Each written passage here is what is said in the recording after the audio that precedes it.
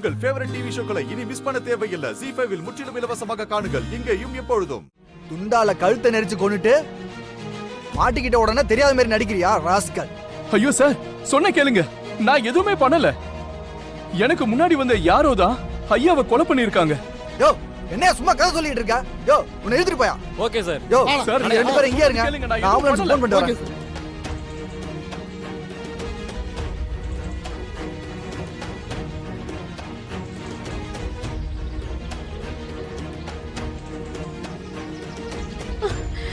தம்பி, நம்ம அப்பாவை இந்த தேவராஜ் அநியாயமா கொன்னுட்டான்பா. நீ அவனோட தங்கச்சிய வீட்டை விட்டு அனுப்புன கோவத்துல நம்ம அப்பாவை இவன் கொன்னுட்டான். இந்த படுபாவி.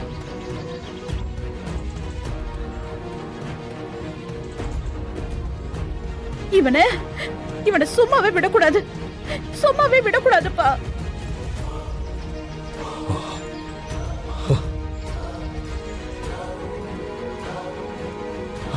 அப்பா, அப்பா, அப்பா. மேடம் மேடம் இருங்க, பாடி யாரும் தொடக்கூடாது. ஐயோ அப்பா, கடவுளே.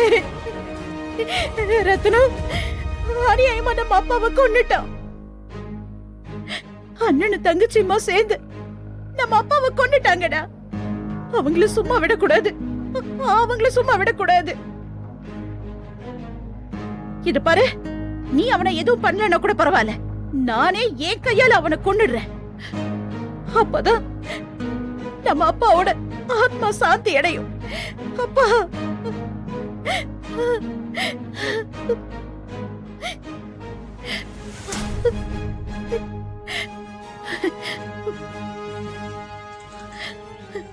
டேய்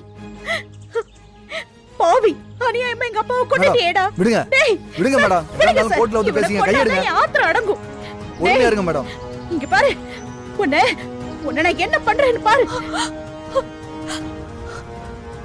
ஏய், எங்கடி வந்த? எங்க வந்த? உன் அண்ணனை அனுப்பி என் அப்பாவை கொன்னுட்டு எதுவுமே தெரியாத மாதிரி பாக்கலான்னு வந்திருக்கியா? அண்ணா, இத பாரு, அவர் முகத்தை கூட உன்னால பார்க்க முடியாது. முதல்ல இங்க போடி பாவி. நீ என் தம்பிக்கு துரோகம் பண்ணதுனால தானடி அவ வீட்டை விட்டு அனுப்புனா உன்ன. அந்த கோவத்தை மனசுல வச்சுக்கிட்டு எங்க அப்பாவை அநியாயமா கொண்டுட்டியேடி. உன்னையெல்லாம் அந்த கடவுள் கூட மாட்டிக்க மாட்டான். இங்க பாருங்க, உங்க அக்கா ஏதோ பெருசா பிளான் பண்ணிருக்காங்க. அவங்களுக்கு பதவி கிடைக்காம போனதுக்கு நானே என் குடும்பம் தான் காரணம் நினைச்சு இதெல்லாம் பண்ணிட்டு இருக்காங்க. தயவு செஞ்சு அவங்க சொல்றது எதையும் நம்பாதீங்க. நம்பிக்கை துரோகத்தை பத்தி நீ பேசுறியா?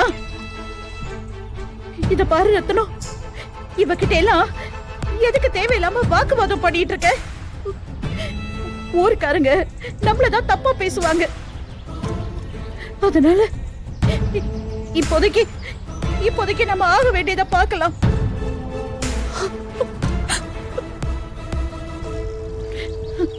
நம்ம அப்பாவை நல்லபடியா அடக்கம் பண்ணிட்டு அதுக்கப்புறம் எது வேணாலும் பேசிக்கலாம்.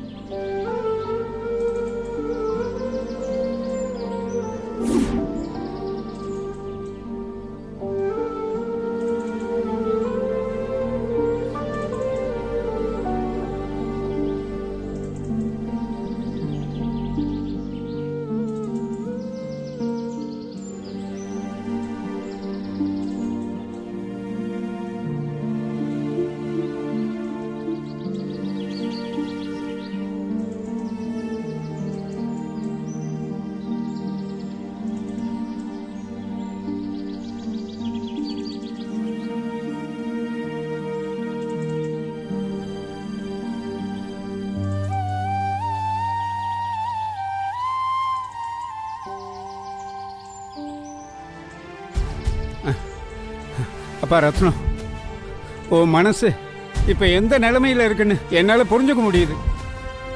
உன்னோட இழப்பு ரொம்ப பெருசுப்பா.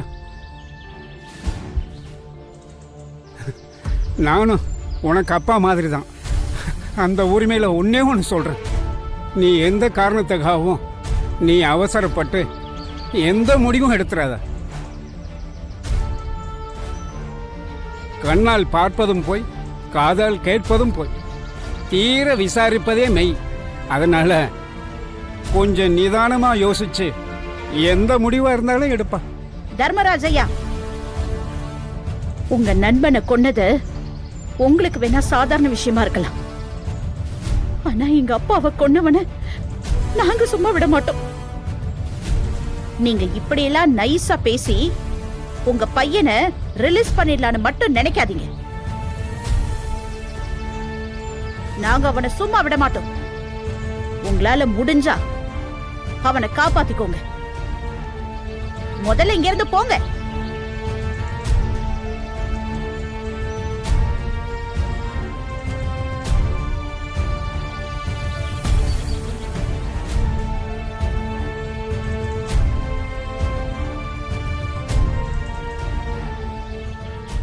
நீ நினைச்ச மாதிரியே எல்லாம் நடக்குதுன்னு ரொம்ப சந்தோஷப்படாத. உன்னோட எல்லா சூழ்ச்சியும் ஒரு நாள் இல்ல ஒரு நாள் அம்பலப்படுத்தியே தீர்வ. இது மாமா மேல சத்தியம்.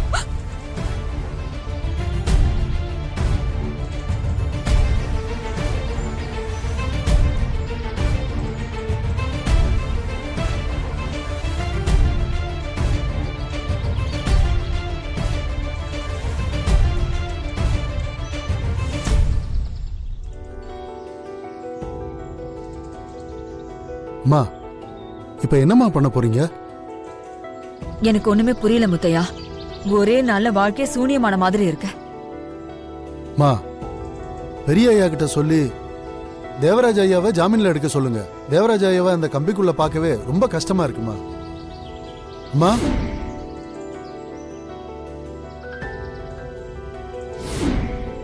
யாருமா அது? வாங்க. ஏய், நில்லுங்கடா, நில்லுங்கடா.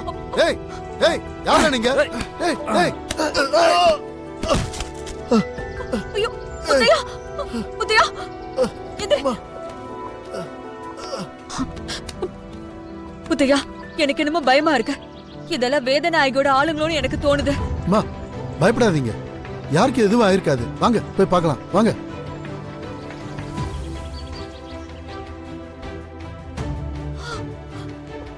அண்ணே, கற்பகம், அண்ணே, கற்பகம். அம்மா, அம்மா, ஐயோ. நீங்க உள்ள போய் கொஞ்சம் தேடுங்க. நான் இந்த பக்கம் பார்க்கறேன். கற்பகம். முத்தையா. ஜீ5 ஆப்பை டவுன்லோட் செய்து அனைத்து எபிசோடுகளையும் இலவசமாக பாருங்க.